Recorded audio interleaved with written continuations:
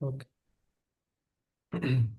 ओम नमो भगवते वासुदेवाय। ओम नमो भगवते वासुदेवाय। ओम नमो भगवते वासुदेवाय। ओम अज्ञानतिमिरान्धस्य ज्ञानाञ्जनशलाकया चक्षुरुन्मिलितं येन तस्मै श्रीगुरुवे नमः।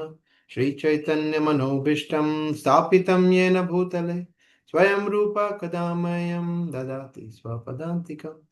जय श्री कृष्ण चैतन्य प्रभु नित्यानंद श्री अद्वैत गदाधर श्रीवास आदि गौर भक्त वृंद। हरे कृष्णा कृष्ण कृष्ण हरे हरे हरे राम राम राम हरे हरे। तो हरे कृष्णा। तो हम लोग उपदेशामृत के फर्स्ट श्लोक से चर्चा कर रहे हैं। और अभी तक हमने जो जो विषय वस्तु के बारे में चर्चा किया था। तो ये श्लोक जो है जिसमें रूप गोस्वामी बता रहे हैं सबसे पहले कि कोई भी व्यक्ति को अगर कृष्ण भक्ति शुद्ध कृष्ण भक्ति प्राप्त करनी है तो कहाँ से शुरुआत करनी होगी। वो फर्स्ट श्लोक में बता रहे हैं कि जो व्यक्ति को शुद्ध होना पड़ेगा, जो हमारे छह वेग है उसको कंट्रोल करना पड़ेगा। तो उसमें सबसे पहला है वाचो वेगम, मतलब वाणी का वेग, बोलने का वेग। सबसे पहला हमने उस वो देखा था, उसमें हमने देखा था कि किस तरह से व्यक्ति को प्रज्वल नहीं करना चाहिए, कृष्ण कथा करनी चाहिए, जो हमारा जनरल टेंडेंसी है। लोगों की निंदा करना, लोगों के बारे में जज करना, लोगों को क्या कुछ भी नॉन प्रोडक्टिव बातें करना, तो वो सब नहीं करना है फर्स्ट। फिर हमने देखा वाचो वेगम मनसा वेगम। मनसा वेगम मतलब मन का वेग, कि मन जो इधर उधर भागता है उसको जैसे कृष्ण गीता में कहते हैं जहां जहां मन भागता है वहां वहां से उसको खींच के लाना है। तो वो हमने देखा था कि मन को कंट्रोल कैसे करना है, और मन को कंट्रोल करना बहुत ही ज़्यादा आवश्यक है। जब वो मन कंट्रोल हो जाएगा तो ऑटोमेटिकली, बिकॉज वो इंद्रियों का राजा है, सभी इंद्रियां धीरे धीरे कंट्रोल में आ जाएगी। तो मन को कंट्रोल करने के बारे में रूप गोस्वामी बता रहे हैं वाचो वेगम मनसा वेगम। फिर क्रोध वेगम। क्रोध वेगम मतलब एंगर। हाँ, तो ये भी एक बहुत बड़ी समस्या है, और हमने देखा था किस तरह से एंगर को, क्रोध को हम पॉजिटिवली एंगेज कर सकते हैं। अलग अलग उदाहरण से हमने देखा था शास्त्र में से। और एंगर को कंट्रोल न करने का क्या क्या होता है, न करने से क्या क्या विनाश हो सकता है, वो भी हमने देखा था। और प्रैक्टिकल टिप्स हमने देखा था कि हमें क्या करना करना चाहिए। और फिर हमने देखा था जिह्वा वेगम, जो लास्ट हमने सेशन में देखा था। जिह्वा वेगम मतलब जीभ, खाने का टेस्ट, कि किस तरह से व्यक्ति प्रमत्त हो जाता है खाने के पीछे। और सबसे पहले हमने देखा था कि अलग अलग मोड्स ऑफ मटेरियल नेचर, जैसे सत्वगुण रजोगुण तमोगुणी आहार कृष्ण कहते 17वें अध्याय में। तो तमोगुणी आहार है जो अस्पृश्य वस्तु, अनटचेबल वस्तु है, या फिर मृत शरीर है, या फिर डिकम्पोज है, पुट्रीड है, मतलब जो मतलब इतनी गंदी चीजें हैं जिसमें आता है मांसाहार नशा, वो सब आता है, तो वो तमोगुणी है। फिर रजोगुणी है बहुत ही खट्टा चटपटा, हॉट, पंजेंट, बिटर। तो जो क्या करता है, जो हमें रोग प्रदान करता है, भय प्रदान करता है, शोक प्रदान करता है। तो ऐसी जंक फूड, फास्ट फूड, तो ये सब चीजें रजोगुणी आहार है। और सत्वगुणी आहार में है जो स्निग्ध है, जो रसीला है, जो आयु और बल को बढ़ाता है, चेतना को शुद्ध करता है, ऐसा आहार जो है वो सत्वगुणी लोगों को प्रिय होता है, कृष्ण कहते हैं ये। तो आहार की अलग अलग कैटेगरी हमने देखी थी।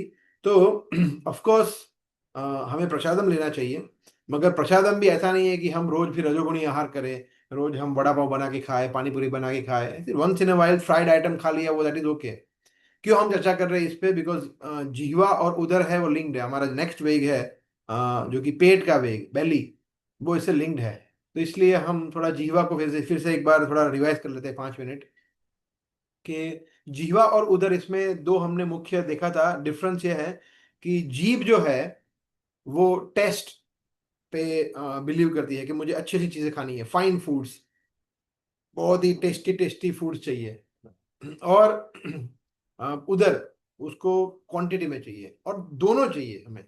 दोनों में से एक भी ना हो तो हमें मजा नहीं आता। जैसे फॉर एग्जाम्पल हमें किसी को पिज्ज़ा या पास्ता बहुत अच्छा लगता है, मगर पिज्ज़ा का एक छोटा सा पीस दिया, बोला ये लो, तो उसको संतोष नहीं होगा। हालांकि उसको पिज्ज़ा खाना अच्छा लगता है, परंतु पिज्ज़ा भी उसको 4-5 पिज्ज़ा चाहिए, तब उसको पूरा आनंद मिलेगा। और उससे विपरीत किसी व्यक्ति को कोई चीज़ पसंद नहीं है, हाँ, जैसे फॉर खिचड़ी, खिचड़ी किसी को पसंद ही नहीं बिल्कुल, या करेले का सब्जी पसंद ही नहीं है, मगर वो आपने 2 बाउल रख के बोले खाओ, बोले क्या खाए, क्वांटिटी है मगर टेस्ट अच्छा नहीं लगता। इसलिए कंडीशन सोल, बद्ध जीव ऐसे हैं कि हमें दोनों चीज चाहिए, क्वालिटी भी चाहिए in the sense fine food चाहिए, टेस्टी फूड चाहिए, और क्वांटिटी भी चाहिए, तो दोनों को रेगुलेट करना चाहिए। तो यहाँ हमने देखा था क्वालिटी, मतलब क्या क्या चीजें नहीं खानी चाहिए। हमने उदाहरण लिया था कि मिठाई है, रोज नहीं खानी चाहिए, फ्राइड फूड है, रोज नहीं खाना चाहिए, फैंसी फूड है, जो दाल चावल रोटी सब्जी, उसके अलावा जो जो भी चीजें होती है उसको रोज नहीं खाना चाहिए। उसको जैसे रोज एक दिन बना दिया वड़ा पाव, एक दिन बना दिया पकोड़े, बना दिए एक दिन समोसा, बना दिया एक दिन कचौड़ी, एक दिन गुलाब जामुन रसगुल्ला, तो रोज हमारे घर पे फीस्ट होता ही होता है भगवान के लिए, है तो भगवान के नाम पे हम हमारे इंद्रियों को संतुष्ट कर रहे हैं। ठीक है, वंस इन वाइल आपने बना दिया, महीने में 1-2 बार बना दिया, दैट इज ओके, भगवान के लिए खीर बना दिया, बट उससे हमें आसक्त नहीं होना है। अगर बनाती भी है तो भी उसका वितरण भी करना चाहिए। कभी लोग क्या है, बनाते हैं, बोला ये तो सब अम्मी खाएंगे, बाकी लोगों को कुछ नहीं देंगे, तो ऐसा नहीं, जब बनाते हैं तो भक्तों को भी हम बांट सकते हैं। तो क्या होगा इससे, हमारा जो नेक्स्ट वेग अभी हम चर्चा करने वाले हैं उधर, वो ऑटोमेटिकली कंट्रोल में आ जाएगा, बिकॉज हम बना रहे हैं मगर उसके बाद बांट भी रहे हैं।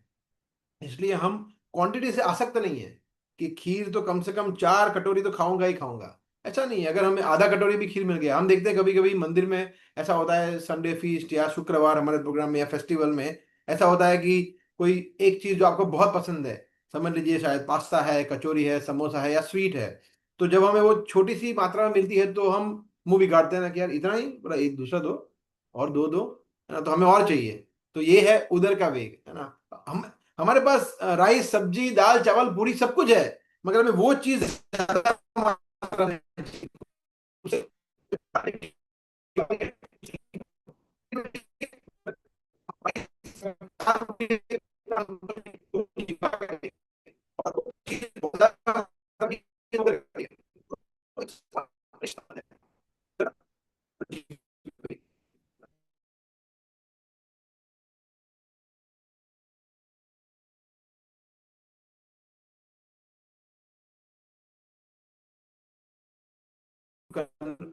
Consume, that is also not good. So मेरा ये कंप्यूटर थोड़ा स्लो हो गया बिकॉज इसको फोन से कनेक्ट किया है, तो बस गिव मी अ मोमेंट। या सो मैं वो शेयर करना चाहता था, I hope I will be able to share. बहुत ज्यादा स्लो हो गया।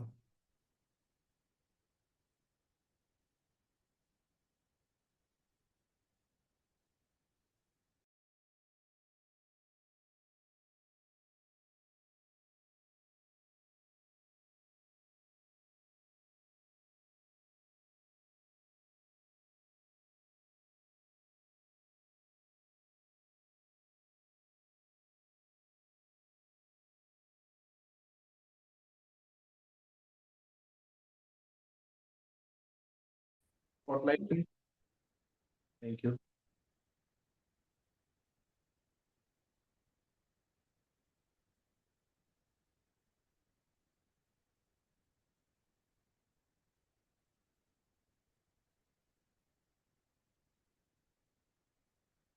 अंकुर bro, can you spotlight? Yes, bro.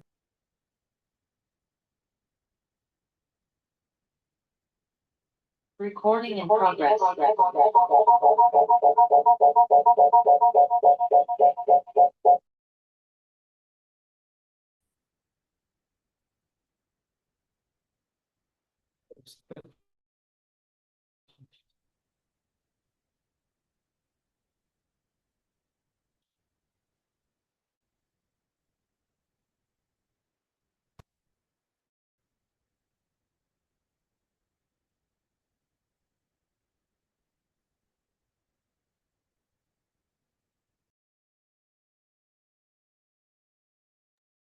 Okay, sorry.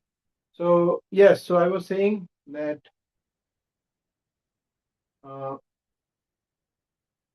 मुझे अभी शेयर करना है स्क्रीन, तो यहाँ पे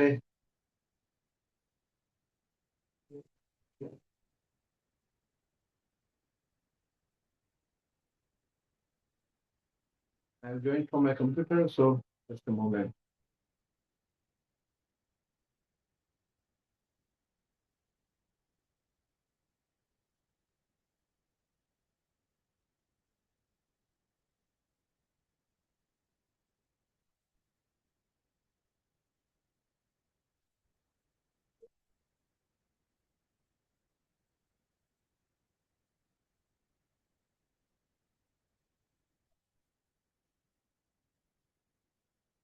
एनीवे, वो स्क्रिप्ट शेयरिंग थोड़ा थोड़ा टाइम लगेगा शायद, तब तक हम अ, बात करते हैं आगे। तो बेसिकली प्रॉब्लम ये है कि हमारा जो उदर है वो बहुत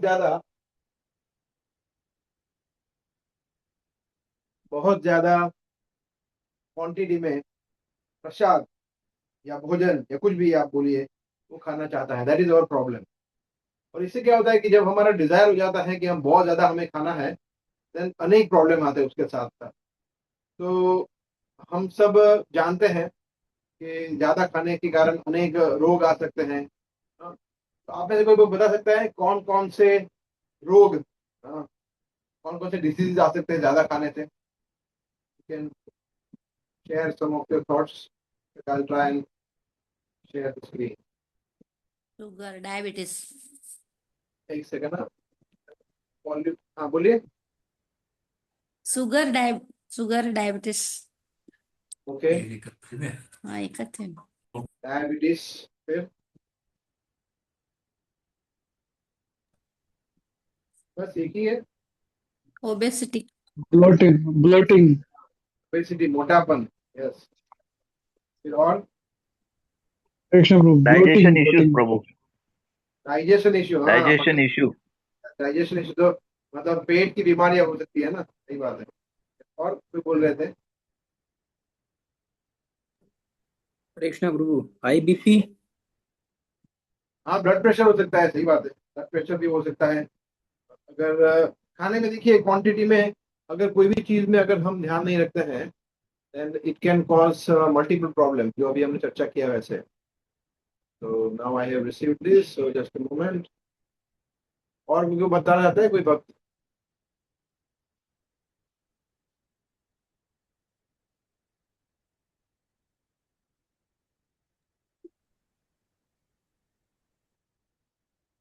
Okay, so I will try and share the screen. I don't know how much.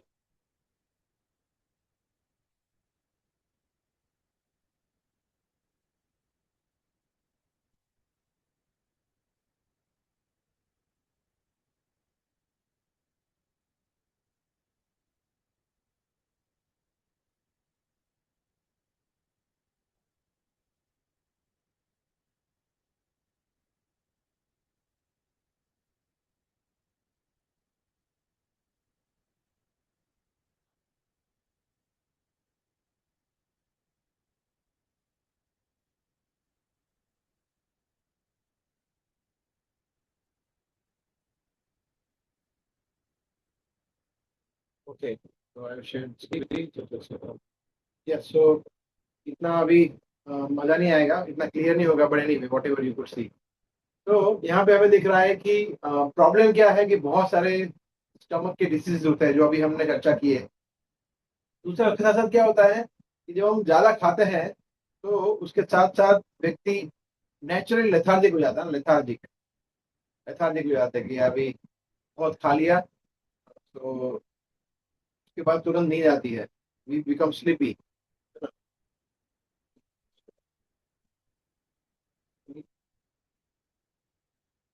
या so then we become sleepy.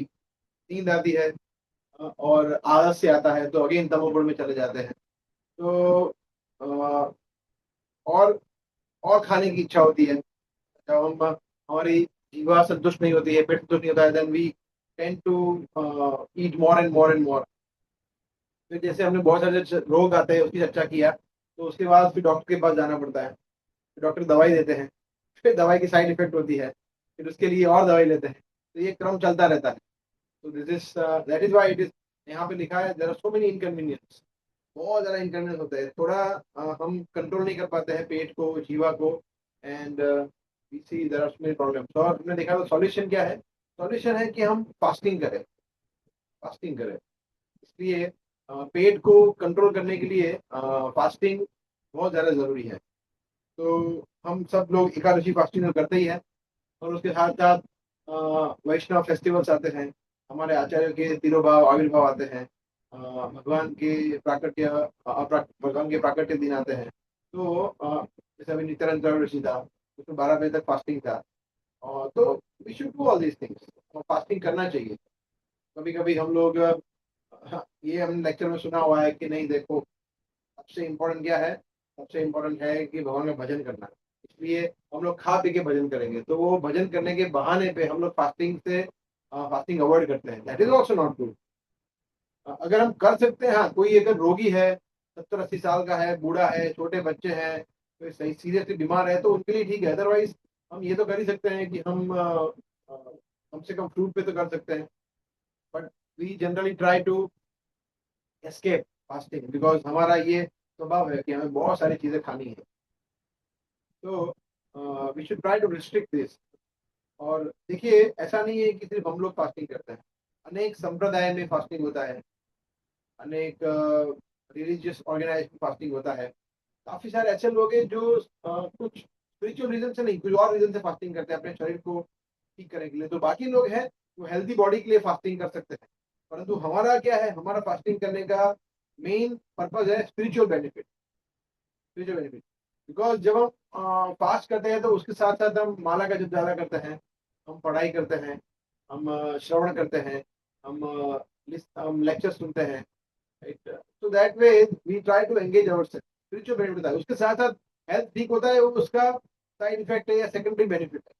अगर हमारा मूल पर्पज हेल्दी बॉडी को करना नहीं होता है फास्टिंग करने में, हमारा मूल पर्पज है कि हमें भगवान की भक्ति में आगे बढ़े, स्पिरिचुअल बेनिफिट हो। तो इसलिए उधर को कंट्रोल में करना बहुत ज्यादा आवश्यक है। और जो व्यक्ति पेट को कंट्रोल में नहीं कर पाता है, जरा सा मैसेजेस उसको समझ, या लेजीनेस, कोलेस्ट्रॉल, हाँ okay, sorry I just saw this message, या सो जब हम उधर को कंट्रोल में नहीं कर पाते हैं तो ऑटोमेटिकली बहुत सारी प्रॉब्लम्स आ जाती है, और उसको फिर ठीक करने में अनेक अनेक एफर्ट डालने पड़ते हैं। तो let me open the document PPT.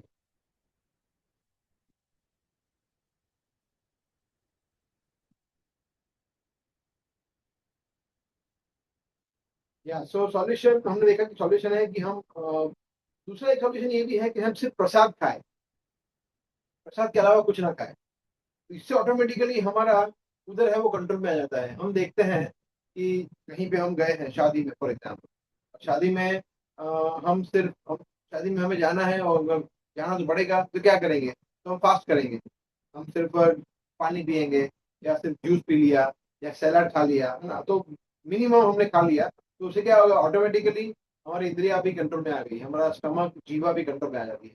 तो इस तरह से हम ट्रैवलिंग कर रहे हैं, कितने सारे लोग ऐसे हैं जो ट्रैवलिंग करते हैं, प्रसाद अगर नहीं मिलता है तो फास्ट करते हैं, प्रसाद मिलता है तो फिर वो ग्रहण करते हैं, नहीं तो फास्ट करते हैं। तो ये इससे ऑटोमेटिकली हमारी इंद्रिया भी कंट्रोल में आती है, विशेष करके जीवा और पेट। तो दैट इज वेरी इंपॉर्टेंट। एक बार ऐसा हुआ था कि एक एक पास्ट टाइम प्रभुपाद का, कि एक यंग डिवोटी लड़का था, आई थिंक 16-17 ईयर्स ओल्ड, ब्रह्मचारी। तो प्रभुपाद के पास आया, प्रभुपाद के पास आके बल्कि, और प्रभुपाद के साथ अन्य शिष्य भी थे। तो आगे बोल रहा है कि प्रभुपाद, ये जो सिंपली वंडरफुल लड्डू, मतलब जो भी लड्डू थे वहां पे, स्वीट, तो बोल रहे थे कि ये स्वीट ज्यादा नहीं खा सकते, ऐसा प्रभुपाद बोल रहे थे कि ये मतलब रिस्ट्रिक्टेड क्वांटिटी में खाना होता है, एक ही खाना होता है, ऐसा कुछ नियम है? ज्यादा अगर पसंद है तो खा नहीं सकते? तो प्रभुपाद ने उसको पूछा कि आपको ज्यादा खाना है? आप, मुझे अच्छा लगता है तो मुझे ज्यादा खाना है प्रसाद। तो बोला खाओ, कौन मना कर रहा है? तो हम बोले तमा कृष्ण महाराज मना कर रहे हैं। तो तमा कृष्ण महाराज उनके बाजू में ही थे। बोला ओ तमा, you are saying no to this ब्रह्मचारी?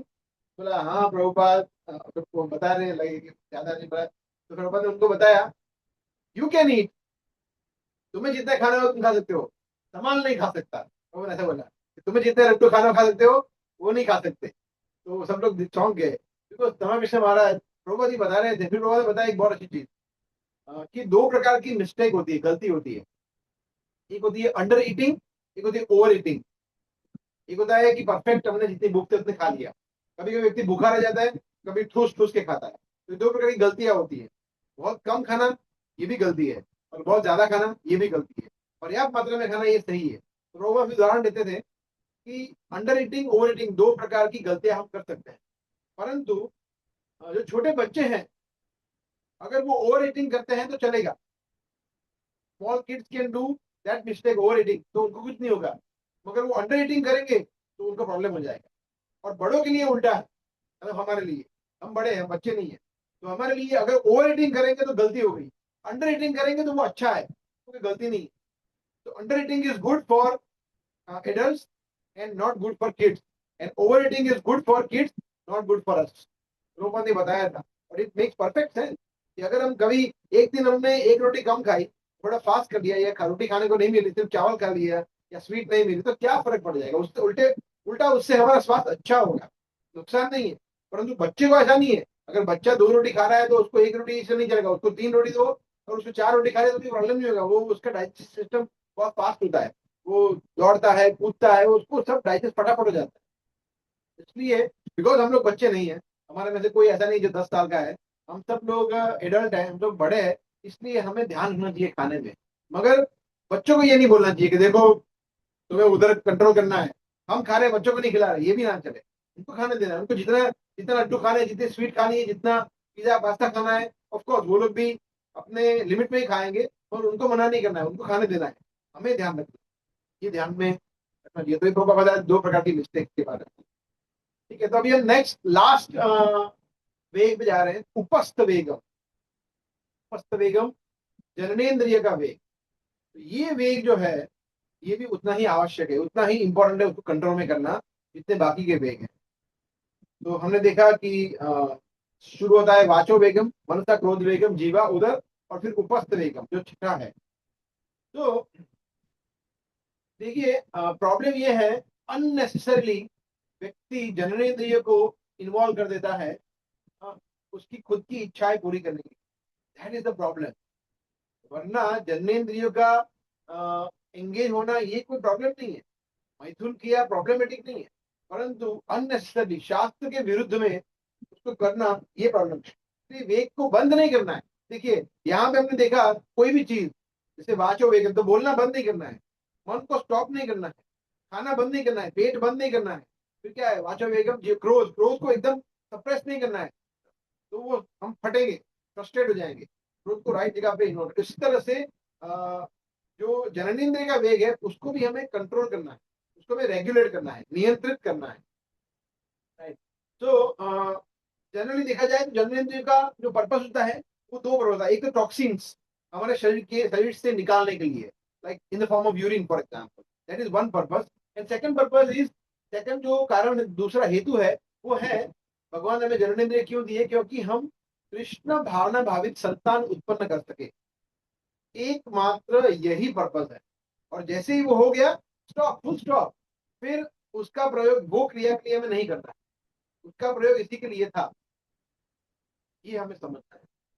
अगर कृष्ण भावना भावित संतान उत्पन्न होने के बाद, पहले, या इवन शादी के पहले भी, विवाह के पहले भी, अगर एक जननेंद्रियों को इन्वॉल्व करता है खुद की इंद्रिय तृप्ति के लिए, तो वो पाप कर्म कर रहा है।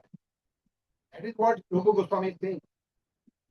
तो देखिए, जब एक्चुअली जब व्यक्ति जननेंद्रियों को भगवान की सेवा में यूज करता है तो वो बहुत बड़ी सेवा है।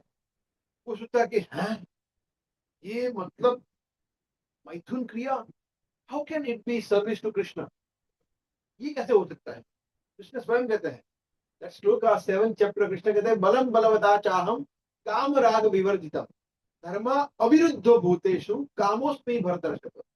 कि जो धर्म के विरुद्ध में नहीं है, ऐसी काम क्रिया मैं हूं, हे भरत श्रेष्ठ। कृष्ण कहते हैं 11 या 12 ऐसे कुछ श्लोक है, कृष्ण कहते हैं कि हे अर्जुन, जो काम क्रिया जो मैथुन क्रिया, that sex life which is not against religious principle, जो धार्मिक सिद्धांत के विरुद्ध नहीं है, वो मैं हूं। तो अभी धार्मिक सिद्धांत क्या है?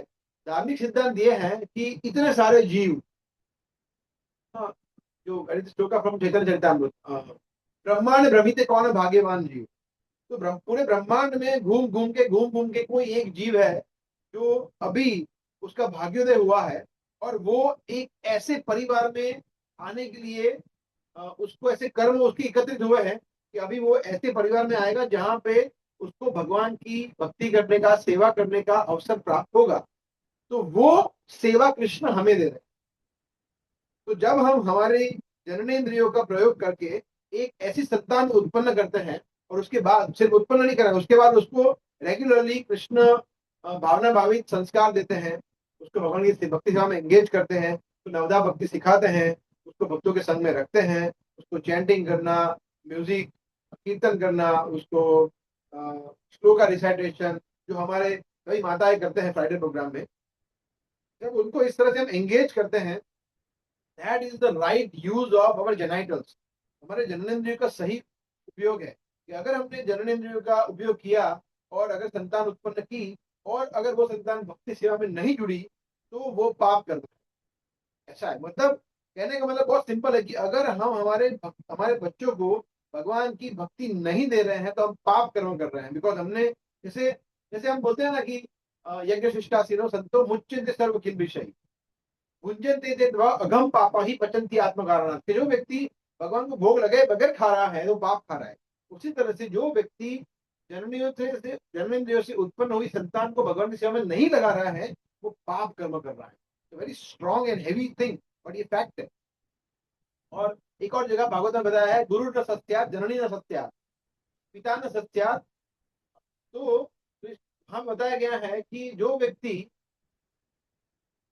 न मोचेत समुपेद मृत्युम, जो व्यक्ति अपने डिपेंडेंट्स को, मतलब गुरु के लिए शिष्य, माता के लिए पुत्र, पिता के लिए पुत्र, अपने पुत्र और पुत्री को भगवान की सेवा में जोड़ता नहीं, और इस तरह से जन्म मृत्यु के चक्कर में से छुटकारा नहीं दिलाता है, उसको माता और पिता नहीं बनना चाहिए। गुरु न सस्यात्, पिता न सस्यात्, जननी न सस्यात्, दैवम न सस्यात्।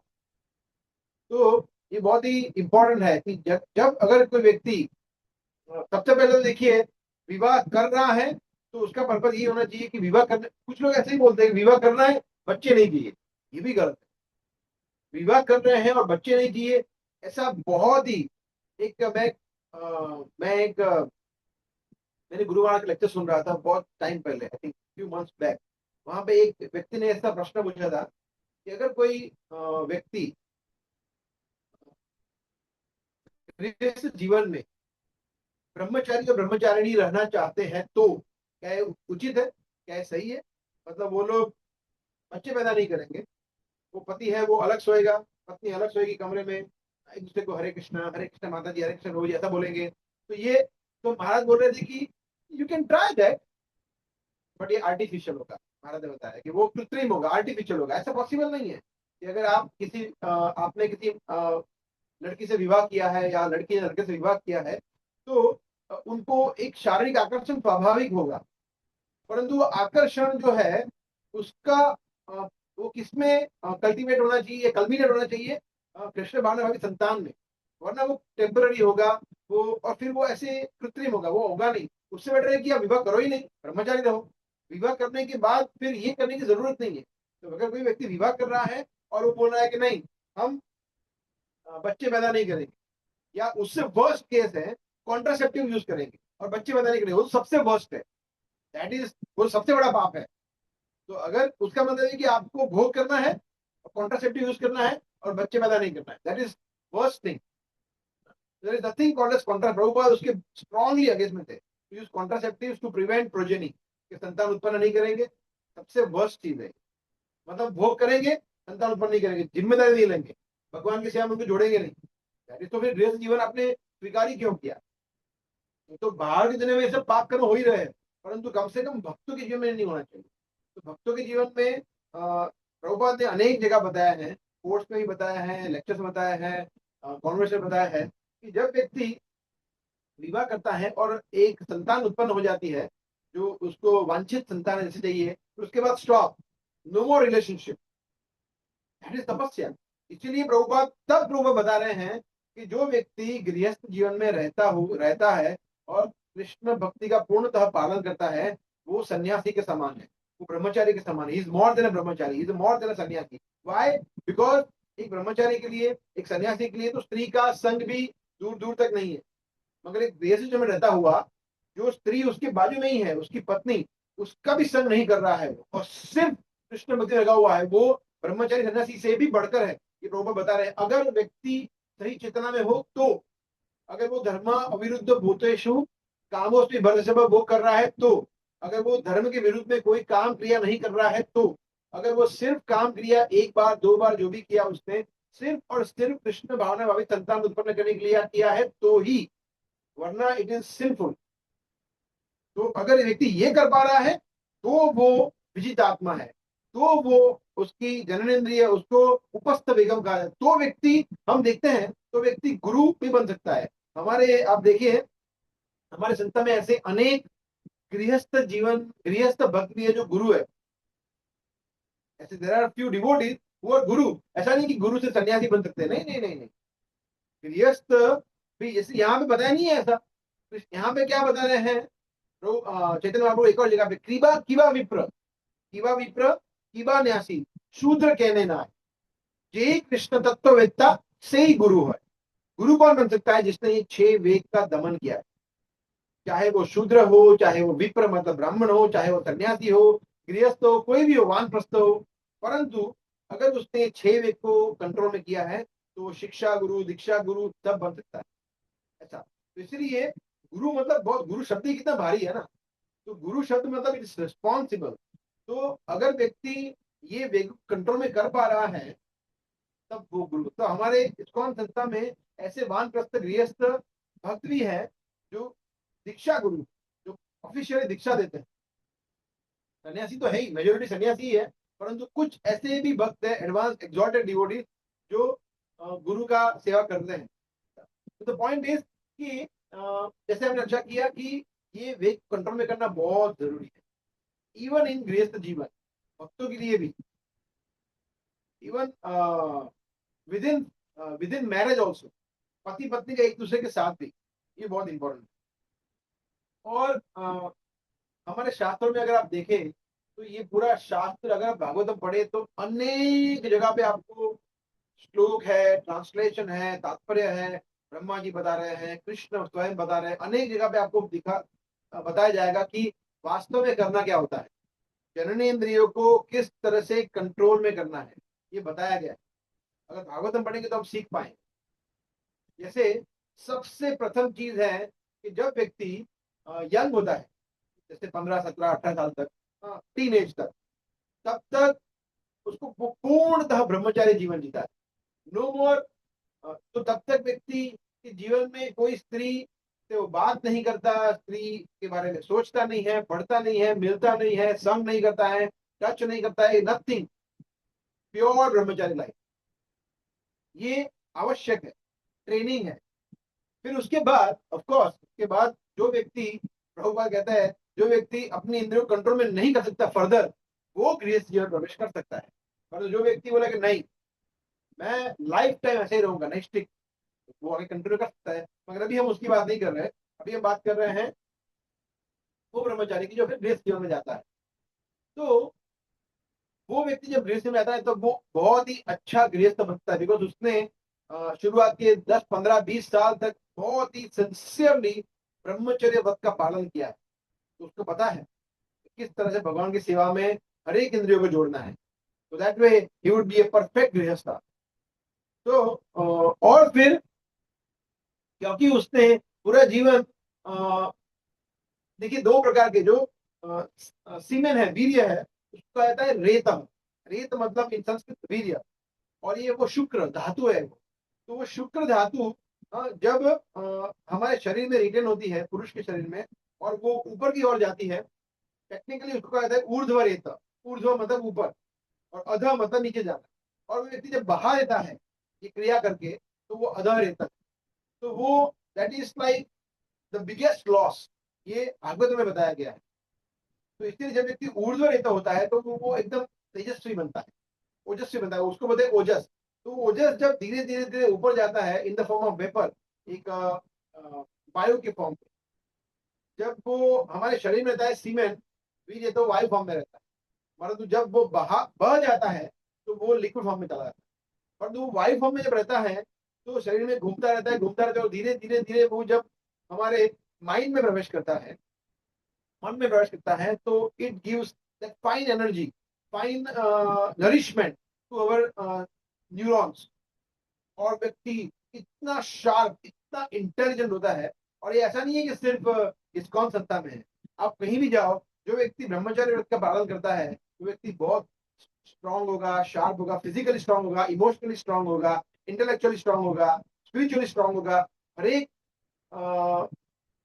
क्या बोलते हैं, हर एक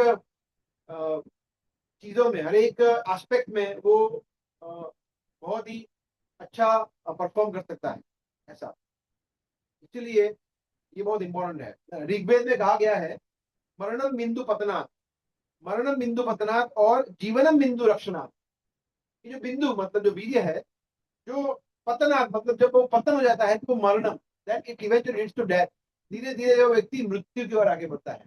जितनी बार वो बिंदु गिराता है पतनात्, वो मृत्यु की ओर आगे बढ़ता है, बहुत तेजी से, बहुत तेजी से। इसलिए जो व्यक्ति बहुत भोग में लगे होते हैं, इंद्रिय भोग में, विशेष करके ये पर्टिकुलर भोग में, तब उसका लाइफ स्पान बहुत घट जाता है।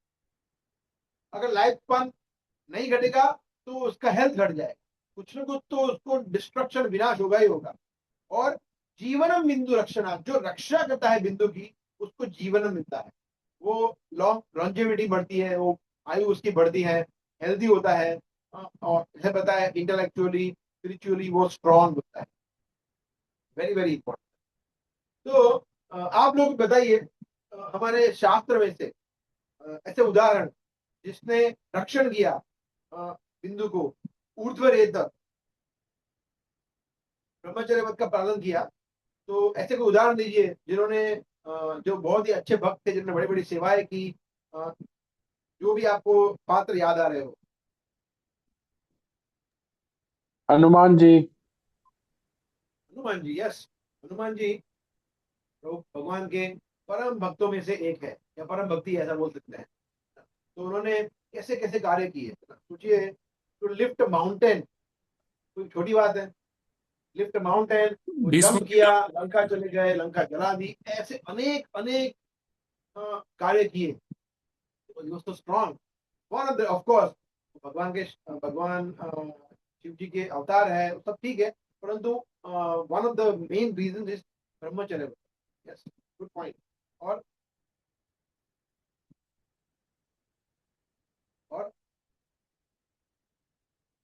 याद आ रहा है कुछ? गर्दम ऋषि। यस, कौन बोल रहा है? किसी ने लिखा भी है यहाँ पे, भीष्म देव माता जी भीष्मदेव। लिख रहा है। कौन बोल रहे हैं? बोलिए। Sorry, I am not able, मैं फोन से लॉगिन कर रहा हूँ तो मैं I am not able to see things clearly. बताइए।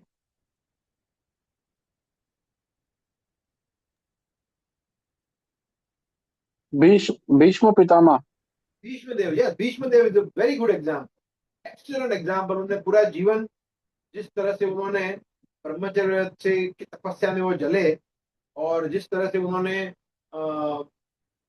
फिर हम देखते हैं कि उन्होंने युद्ध किया, उन्होंने इंस्ट्रक्शन दिया, शरीर छोड़ा। तो भीष्म देवी और महाजन है, 12 महाजनों में से एक है। राइट, देन वी हैव चार कुमार। चार कुमार छोटे बच्चे हैं, परंतु कितने स्ट्रॉन्ग थे।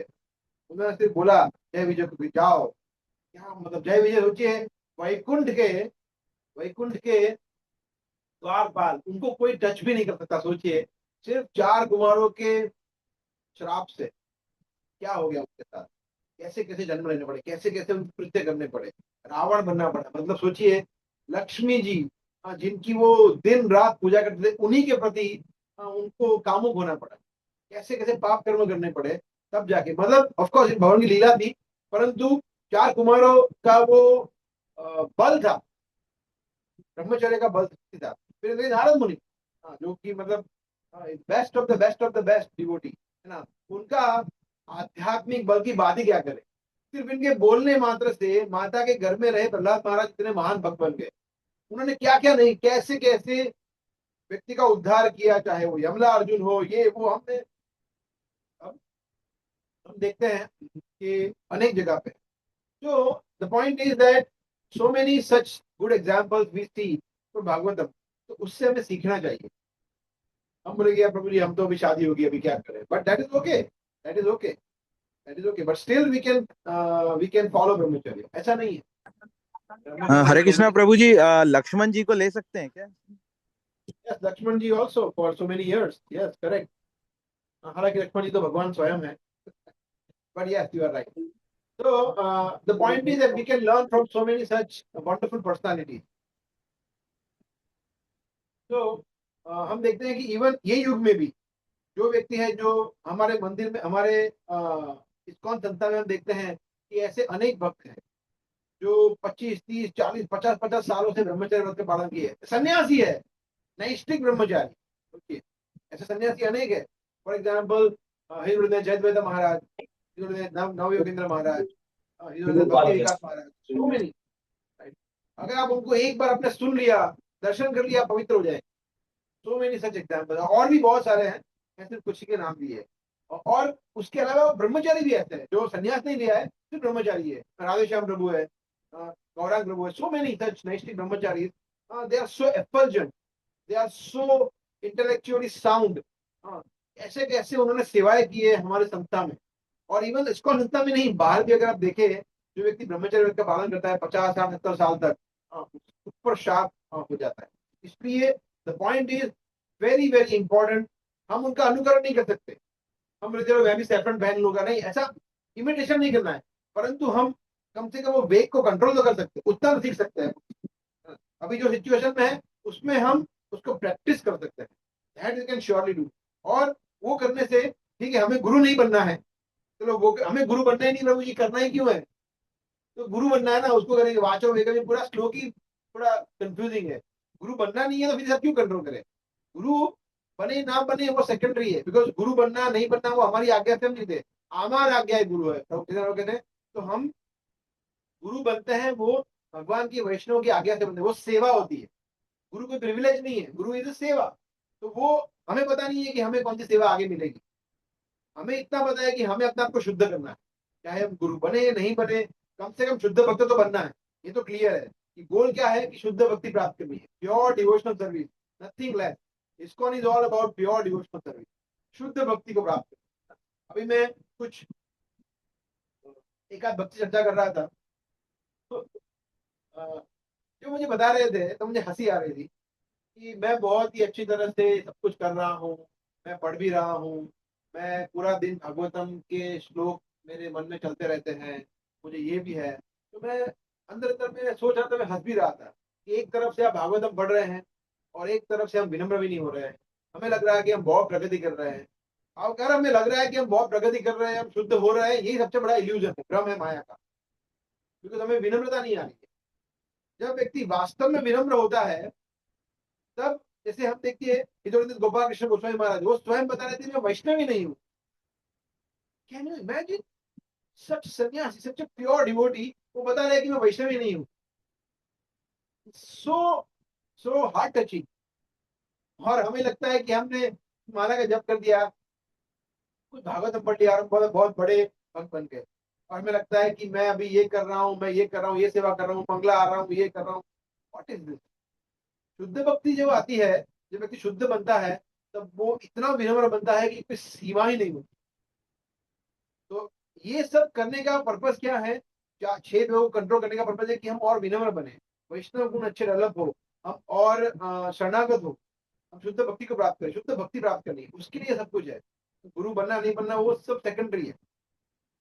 सो ये सो ऊर्ध्वरेता बहुत ज्यादा आवश्यक है। बट जनरली हम देखते क्या है, सब जगह एक ही चीज, अधर रहता, वीर्य को बहा दो। डॉक्टर्स भी बोलते हैं, हम देखते हैं कि पूरा सभी जगह पे यही चल रहा है। सोशल मीडिया देखिए, बॉलीवुड हॉलीवुड सब जगह पे फ्लैशी चीजें दिखाते हैं। जो स्त्री है उसको एक वस्तु के रूप में दिखाते हैं। सो एंड देन पुरुष जो है वो विचलित हो जाता है। सेम लाइक वाइज दोनों तरफ से ऐसा है, ऐसा नहीं है कि वन में है, बट जनरली देखा जाता है कि स्त्री को ऑब्जेक्टिफाई किया जाता है। तो परंतु वास्तव में कोई स्त्री पुरुष है ही नहीं, हम देखा है, हम सब स्त्री ही है, हम सब प्रकृति ही है। पुरुष कौन है बताइए, कौन पुरुष है? भगवान श्री कृष्ण। पुरुष एकमात्र भगवान है, आदि पुरुष वही है। हम पुरुष सुक्त गाते हैं या पुरुषोत्तम बोलते हैं कृष्ण को। पुरुष नहीं, वो पुरुषों में उत्तम है। 15 अध्याय अगर आप देखेंगे, कृष्ण स्वयं कहते हैं कि मैं पुरुषोत्तम हूं। कृष्ण कहते हैं पुरुषों में उत्तम मैं हूं। अच्छा, तो एक मतलब कृष्ण ही पुरुष है। कैसे पता चले वो? देखिए, बहुत सिंपल है समझना। कृष्ण कहते हैं 4थे अध्याय में कि सॉरी 7वें अध्याय में कृष्ण कहते हैं कि भूमि रपो अनल वायु खम मनो बुद्धि रेवच अहंकार इतियम में भिन्न प्रकृति रचना, ये मेरी अष्ट प्रकृति है। तो कृष्ण बताए मगर वेट, ये और प्रकृति है जो क्या है? परा प्रकृति, अपर इतम। अपरयस्तम इतम भिन्ना, ये जो है भिन्ना प्रकृति वो अपरा है। इसके अलावा प्रकृति विद्धि में पराम, विद्धि मतलब जानो, मेरी एक पराशक्ति भी है। वो कौन है? जीव भूतो महाबाहु, ये एकदम धारे थे जगत कि हे महाबाहु अर्जुन, वो है जीव, मतलब हम सब। तो हम भी प्रकृति ही है कृष्ण की, हम कोई पुरुष नहीं है, हम भी शक्ति ही है। कृष्ण ने क्लियरली बोल दिया कि जीव जो है, मतलब हम सभी लोग, आत्मा वो प्रकृति है। तो पुरुष कहाँ से हुए? तो ये पुरुष स्त्री ये सब आर्टिफिशियल है, ये सब फिजिकल, मतलब शारीरिक स्तर पर है। ऑफ कोर्स हम लोग तटस्थ शक्ति है। भगवान जो है एक तरह से ये भी कि राधा रानी है वो आह्लादिनी शक्ति है। सच चित आनंद जो भगवान की शक्तियां हैं वो वहां पे रहती है। सच चित, सच शक्ति, चित शक्ति और आनंद शक्ति, आह्लादिनी शक्ति। तो ये राधा रानी है जो भगवान की आनंद देने वाली शक्ति है, भगवान की योग माया शक्ति। तो वो स्पिरिचुअल वर्ल्ड में है। और यहाँ पे जो है हम लोग हैं वो तटस्थ शक्ति है। और ये जो मटेरियल एनर्जी है वो महामाया है, जो अपरा शक्ति है। तो टेक्निकली हम इसको समझते हैं 3 शक्तियां होती है। अपरा शक्ति, तटस्थ शक्ति मतलब सुपीरियर एनर्जी जो कि है आध्यात्मिक जगत में। फिर निम्न शक्ति इंफीरियर एनर्जी, जो अभी यहाँ देखते हैं माया, माया बोलते हैं हम, महामाया वो दुर्गा देवी। और हम लोग हैं तटस्थ शक्ति है, जो हम यहाँ पे रहे यहाँ पे रहे, दो जगह में नहीं रह सकते। दो पर उदाहरण देते थे, कोई व्यक्ति है जो समुद्र के किनारे है, तो या तो वो समुद्र के किनारे मतलब या तो वो पानी में है या भूमि पे है। पानी में रहेगा तो भूमि पे नहीं रहेगा, भूमि पे रहेगा तो पानी में नहीं रहेगा। एक साथ दो जगह पे नहीं रह सकता है ना। जैसे हम है, हम भूमि के प्राणी हैं, तो हम पानी में कुछ समय रह सकते हैं, परमानेंटली नहीं रहते। सिमिलरली मछली जो है वो कुछ समय मतलब कुछ सेकंड रह सकती है, वापिस पानी में जाएगा तो वो प्राण त्याग कर देगी, मर जाएगी। उसी तरह से हम जो है वो दोनों में से एक में ही रह सकते हैं। अगर यहाँ पे रहेंगे दुखी रहेंगे, वहां पे रहेंगे सुखी रहेंगे भगवान के सामने। तो इसीलिए but the point is we all are shakti. हम शक्ति, शक्तिमान नहीं है, शक्तिमान कृष्ण है, पुरुष वो है। तो इसलिए जब व्यक्ति मैं पुरुष हूँ, ये स्त्री है, मैं इसका भोग करूंगा, ये करूंगा, वो करूंगा, तो इट इज लाइक आर्टिफिशियल। जैसे समझ लीजिए मैंने ये हाथ में एक लड्डू है और ये हाथ खाली है, मैं इस लड्डू से ये गिराऊंगा, खा ले खा ले खा ले, तो कहाँ से उसको मजा आएगा? बोला नहीं मजा आ रहा है इस लड्डू से इधर। तो ये हमारा एक प्रकृति है, दूसरा प्रकृति है, इससे इसको हम एंजॉय करने का ट्राई करते हैं। इस हाथ से लड्डू लेकर इस हाथ को खिलाने का ट्राई करते हैं, तो कहाँ से आनंद मिलेगा? पेट में डालेंगे तब आनंद मिलेगा। इसीलिए जब स्त्री और पुरुष दोनों गृहस्थ में प्रवेश करते हैं, गोल है एक दूसरे के साथ भोग करना, ये गोल नहीं होता है।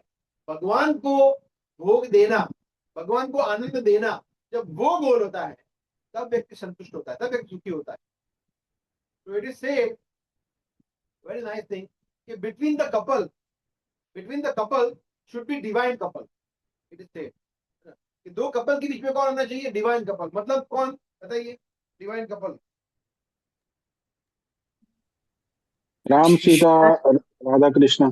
सीताराम, लक्ष्मी नारायण, राधा कृष्ण, ये होना चाहिए, ये डिवाइन कपल। तो ये जब तक नहीं होता है तब तक वो आकर्षण रहेगा, तब तक ये सब कुछ होगा।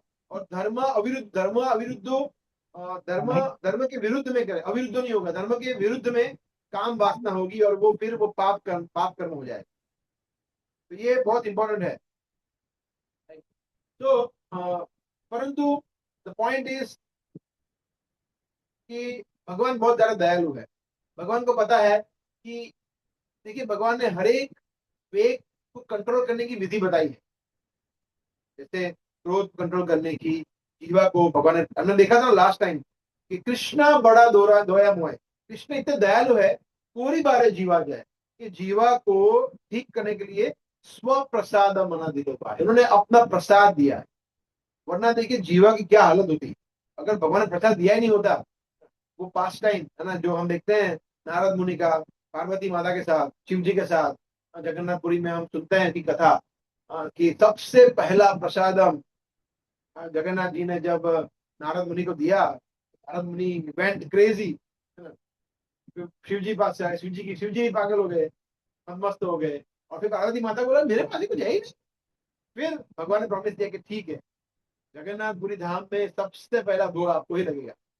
तो प्रसाद जब सबसे प्रथम बार वहां से नारायण का प्रसाद मिला, नहीं मिला होता तो हम क्या करते, सोचिए, प्रसाद नहीं होता तो हम क्या करते। सोचिए, इमेजिन इस्कॉन संस्था without Krishna prasad, there is no possibility. हम लोग सब आपको अगर बोले कि लेक्चर में आना है फ्राइडे को, प्रसाद नहीं होगा, कितने लोग आ पाएंगे? प्रसाद नहीं होगा तो फिर घर पे कैसे बनाएंगे, ये वो, नॉट पॉसिबल। इवन घर पे भी प्रसाद नहीं मिलता। तो इसलिए भगवान बहुत दयालु है कि अपना प्रसाद देते। उसी तरह से भगवान इतने दयालु है कि भगवान ने हमें जननेन्द्रिय को संतुष्ट करने के लिए, वेंट करने के लिए, वो वेग को बाहर निकालने के लिए एक चीज दिया है। वो क्या है? धर्म अविरुद्ध भूतेषु कामो। ठीक है, अगर आपको जननेन्द्रिय को एंगेज करना है, प्रवृत्त करना है, तो वो क्रिया में प्रवृत्त होना है, तो कृष्ण भावना भावी संतान उत्पन्न करो, बस, दैट्स इट। तो भगवान बहुत दयालु है। तो मगर हमें उसका मिसयूज नहीं करना है कि ठीक है भगवान ने वो दिया है तो हम उसका मन चाहे यूज करेंगे, तो that we can not do. तो unfortunately I can not share the slide now. मैं सिर्फ बोल देता हूँ, लाइंस लिखी हुई है, ज्यादा कुछ पिक्चर्स वगैरह नहीं है।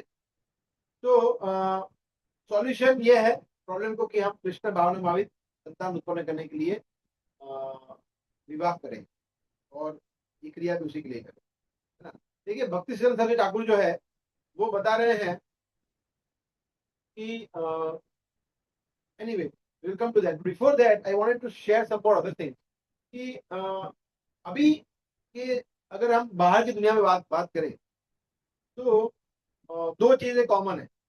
ये क्या है कि विवाह के पहले संबंध बनाना और विवाह के अंदर बाहर संबंध बनाना, that means before marriage and outside marriage relationship. Now that is abominable. ये बहुत ज्यादा जघन्य चीज है कि विवाह के पहले संबंध बनाना, और चाहे वो भक्त हो, भक्त नहीं है, कोई भी हो, और विवाह के बाहर, विवाह होने के बाद, शादी के बाद आउटसाइड मैरिज रिलेशनशिप रखना, ये बहुत बड़ा पाप करना है। इसलिए मतलब इलिसिट सेक्स। तो फिर वो रूल, चौथा रूल जो है, या सेकंड रूल बोलते हैं, meat eating, no meat eating, no illicit sex, no intoxication, no gambling. इस चीजों में जनरली बोलते हैं, प्रभुपाद बता रहे थे। तो हमारा जो वो व्यभिचार वाला जो नियम है वो भंग हो जाता है। और हम देखते हैं, जब देखा अभी सब जगह यही चल रहा है ना। It is most vulnerable, vulnerable क्या बोलते हैं हिंदी में, सबसे ज्यादा सॉफ्ट टारगेट है। चार नियमों में से ये भंग करना में सबसे सॉफ्ट टारगेट है। बिकॉज अगर आप देखें Instagram, Facebook, YouTube, social media देखिए, या फिर टीवी देखिए, मूवीज देखिए, सब जगह यही चल रहा है, फ्लैश चीजें। तो ऐसे में उससे फिर वो जनरेंद्रिय एजिटेट हो जाती है, and then it goes by. और उसके साथ साथ और इंद्रिया भी एजिटेट होती है, और इंद्रिया, जैसे रिवर्स भी ट्रू है कि अगर जनरेंद्रिय को कंट्रोल में नहीं रखा तो और चीजें भी एजिटेट होगी। जैसे फिर व्यक्ति टंग उसकी एजिटेट होगी, और उल्टा भी होता है। जब व्यक्ति मांसाहार करता है, नशा करता है, तो फिर वो व्यभिचार करेगा ही करेगा। मतलब नॉट 100% बट बहुत चांसेस बढ़ जाते हैं। जैसे मैं एक भक्त से चर्चा कर रहा था कुछ बहुत टाइम पहले, तो अपने पुत्र को ग्लोरीफाई कर रहे थे कि मेरा पुत्र बहुत अच्छा है, बहुत अच्छा है, बहुत अच्छा है। सिर्फ थोड़ा मांस खा लेता है, सिर्फ थोड़ा नशा कर लेता है, बट उसकी कैरेक्टर बहुत अच्छा है, कैरेक्टर बहुत अच्छा है। अभी वो कहाँ रहता है? यूएस में। तो मैंने उसको कुछ बताया नहीं। मैं सोच रहा था कि अगर व्यक्ति मांस खा रहा है, नशा कर रहा है, तो क्या आप ये एक्सपेक्ट कर रहे हैं कि वो व्यक्ति वहां पे अमेरिका में सभी स्त्रियों को माता के रूप में, मतलब माता जी बोलता होगा? नहीं, फिर वो सभी स्त्रियों को भोग की दृष्टि से ही देखता होगा, ये गिवन है। और अभी तो इतना मीडिया, इतना सब कुछ है, तो सब कुछ एकदम। और वहाँ यूएस में, वो भी जहाँ पे यहाँ से 10 गुना और माया है। तो हाउ कैन यू एक्सपेक्ट कि आपका पुत्र या आपकी पुत्री वो इस तरह का जननी इंद्रियों को कंट्रोल में कर पाएंगे? अगर स्पेशली मांस खा रहे हैं या स्पेशली नशा कर रहे हैं, तो बहुत ज्यादा डिफिकल्ट हो जाता है। इसलिए ये दोनों चीजें, और उल्टा भी इतना ही है कि अगर व्यक्ति व्यभिचार करता है, तो फिर वो, उसका जीवा भी कंट्रोल में नहीं रहेगा, सब कुछ खत्म हो जाता है। इसलिए ये बहुत इंपॉर्टेंट है। तो ये जो अभी हो गया है ना, फ्री मिक्सिंग, फ्री मिक्सिंग, ठीक है, माताएं, मतलब बॉयज एंड गर्ल्स, उनको फ्रीली अलाउड कर दिया है, तो जो करना साथ में करो। तो ये, इसको कहते हैं कुत्ता बिल्ली का बिजनेस। कुत्ता बिल्ली, कुत्ते बिल्ली का ऐसे ही है ना, उसमें कोई नहीं है। कुत्ता बिल्ली वो देखते नहीं है, मतलब कुत्ते, कुत्तिया, बिल्ला, बिल्लिया तो साथ में ही रहते हैं, उनको कोई पड़ी नहीं है, और साथ में सभी लोग क्रिया भी करते हैं। तो फ्री मिक्सिंग बोलते हैं ना। तो यस, भागवतम क्या कहता है, हमारे शास्त्र क्या कहते हैं कि यस, जो माताएं हैं, जो स्त्रियां हैं, उनको फ्रीडम है, अपना वर चुनने का उनको अधिकार है। स्वयं वर जो होते थे उसमें वो स्वयं अपना वर चुनते थे, that freedom they have, but free mixing allow नहीं करते। अगर कोई स्त्री को वर चुनना है, तो उसका खुद का स्वतंत्रता है कि वो अपना वर चुने, उस पर थोपना नहीं चाहिए। परंतु फ्रीली मिक्स करना हर एक पुरुष के साथ, and reverse is also true, कि पुरुष स्त्री के साथ फ्रीली मिक्स करे, दैट इज नॉट अलाउड। और उससे सबसे ज्यादा प्रॉब्लम होता है, ऐसा। तो और हम उसके साथ ये भी देखते हैं। हाँ, तो यहाँ पे भक्ति सीधा समझ आपको ये बताते हैं कि लीगल और इलीगल दो दो प्रकार के क्रियाएं होती है। लीगल या प्रॉपर क्या है, किया कि जैसे हमने चर्चा किया कि सिर्फ और सिर्फ कृष्ण भावना भावित बच्चे उत्पन्न करने के लिए किया गया जो काम है, वही सिर्फ लीगल है, प्रॉपर है। बाकी सब कुछ इलीगल है। ये बहुत बड़ी चीज है। उसका मतलब है कि एनीथिंग यू टॉक अबाउट, जैसे हमने चर्चा किया, दो चीजें, कि विवाह के पहले और विवाह के बाद बाहर, वो एक हो गया। फिर समलैंगिक हो गया। फिर अपने जन्मदिन तो खुद अपने आप उटपटांग चीजें करना, तो ये सब चीज आ जाता है इलिसिट एक्टिविटीज। तो ये सब चीज पापमय है, but it is going on, it is going on so shameful. मैं आपको एक श्लोक शेयर नहीं कर सकता हूँ अभी, बट ये तीसरे स्कंद का 15वें अध्याय का 23वां श्लोक है, 3:15-23, जिसमें Ankur Prabhu, you can share. Yes, Prabhu. 3:15-23, 15:23. 3:15-23।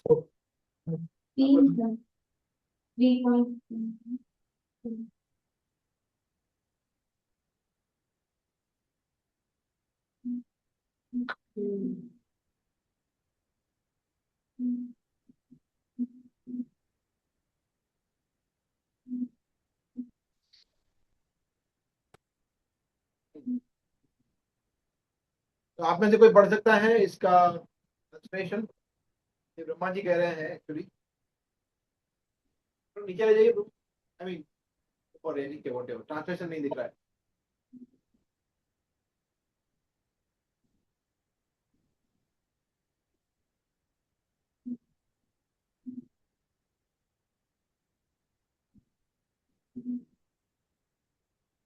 तो can we have translation?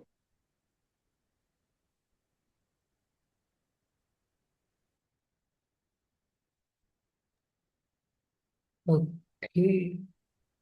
Yes. Yes okay, कोई पढ़ सकता है? हरे कृष्ण। Okay.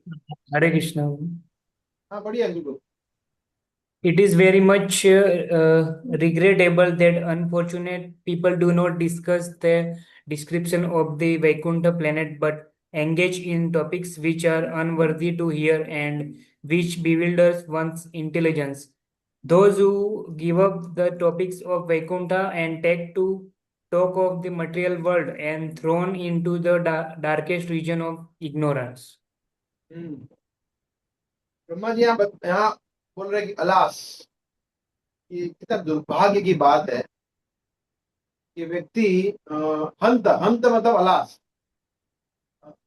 तमसु हंत तमसु हंत हंत मतलब व्यक्ति कितना दुर्भाग्य की बात है कि वो भगवान की पवित्र कथाओं का, शिक्षाओं का श्रवण नहीं करते हैं।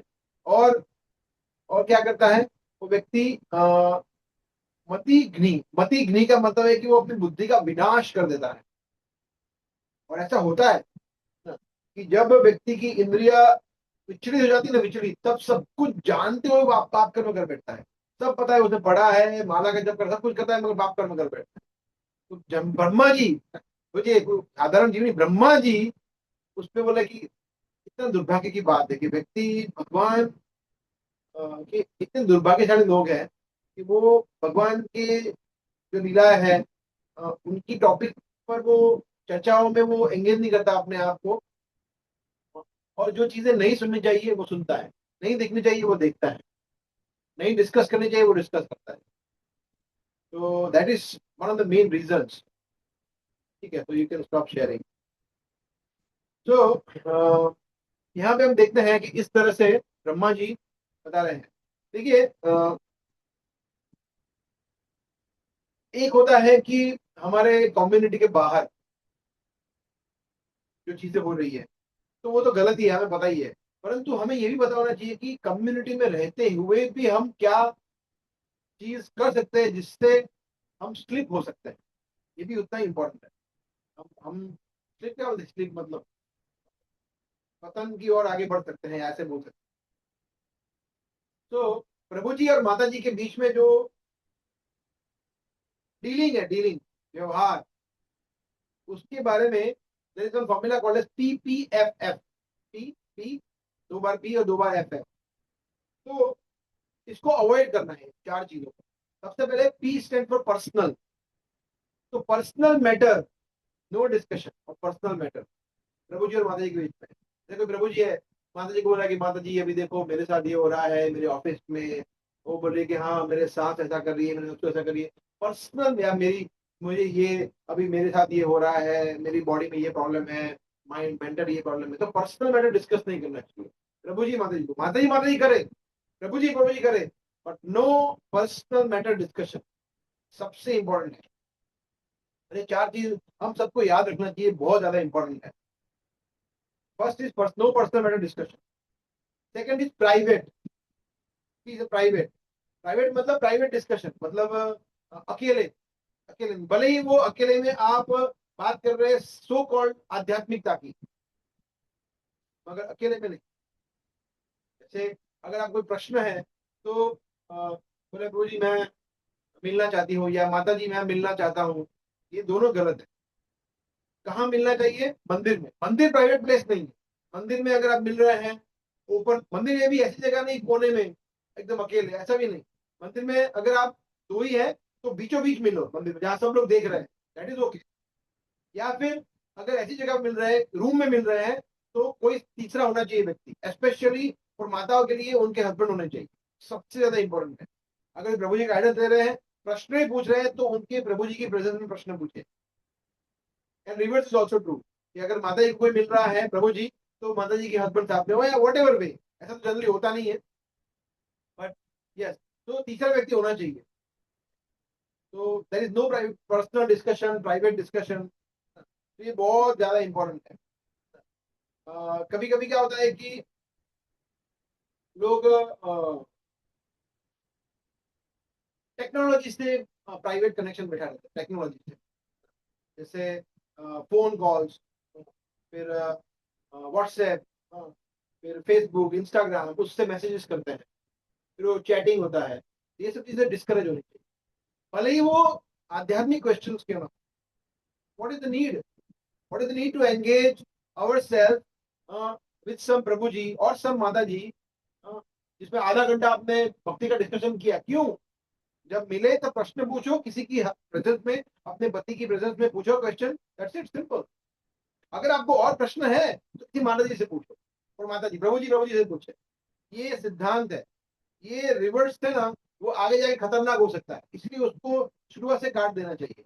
हो सकता है कि ये थोड़ा ऑड लगे कि ऐसा नहीं होना चाहिए ना, प्रचार कार्य में ऐसा नहीं होना चाहिए, ये देखो ये गलत है, मगर भक्ति सिद्धांत सरस्वती ठाकुर इसमें बहुत स्ट्रिक्ट है।